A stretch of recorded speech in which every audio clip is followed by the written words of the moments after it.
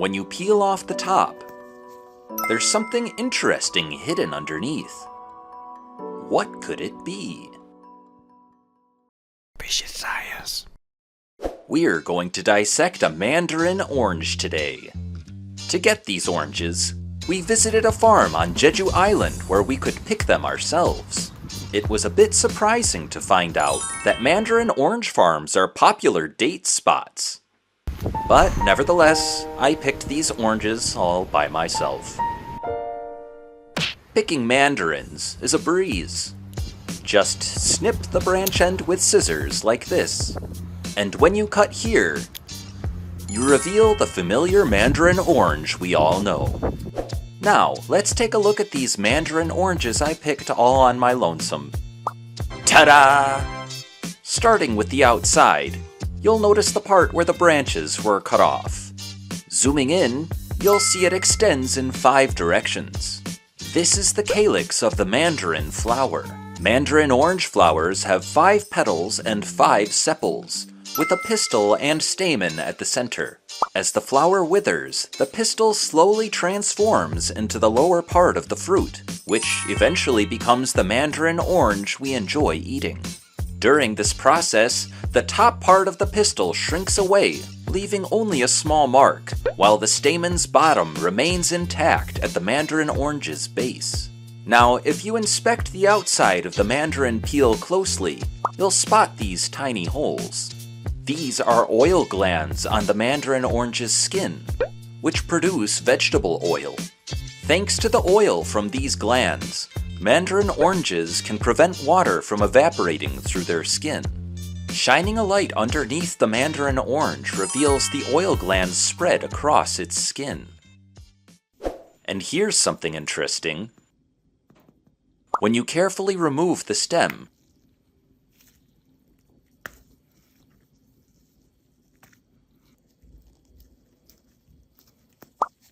you'll uncover an unusual pattern underneath.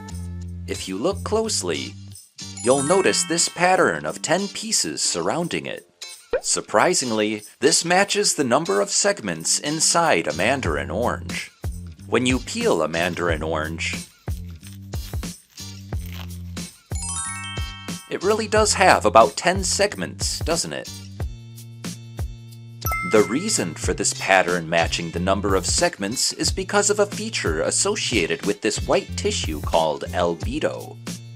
The albedo acts like a network of tubes that carry nutrients and water in and out of the mandarin. So, if you zoom in on the albedo, you'll see that it's tube-shaped, like this. And if you remove the mandarin orange and look at this lower part, you'll notice that the albedo extends into the mandarin orange segments, right? Therefore, this pattern under the mandarin orange peel corresponds to the number of segments, because it's the connection between each segment and the tubular bundle tissue. The water absorbed from the roots is supplied to the fruit through these vascular bundle tissues, which is why mandarins are so juicy. The inside of a mandarin orange is split into several parts, which is what you usually see in citrus fruits. Just like mandarins, oranges, lemons, and grapefruits are all part of the citrus family. If you grab a bunch of mandarin oranges, slice off the bottom, and peel them, you'll notice the inside is made up of little pockets full of juice. Here's a fun fact. Mandarin trees produce sweet fruit, mainly to help spread their seeds. But, interestingly, the mandarins we eat don't have seeds. Actually, mandarins would normally have seeds if they were pollinated in the usual way. However, the mandarins we get are grown to avoid this pollination step, which is why they don't have any seeds, giving us the seedless fruit we enjoy. At the bottom of a box of mandarins, you'll often find some that have gone soft. Many of these ripe or slightly green mandarins might have mold on them. If you zoom in on these spots, you'll see the mold.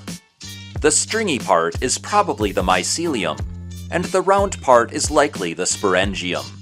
If anyone knows the exact name or details of this mold, please share in the comments. I once left a mandarin orange with mold on it, and it ended up covered in even more mold.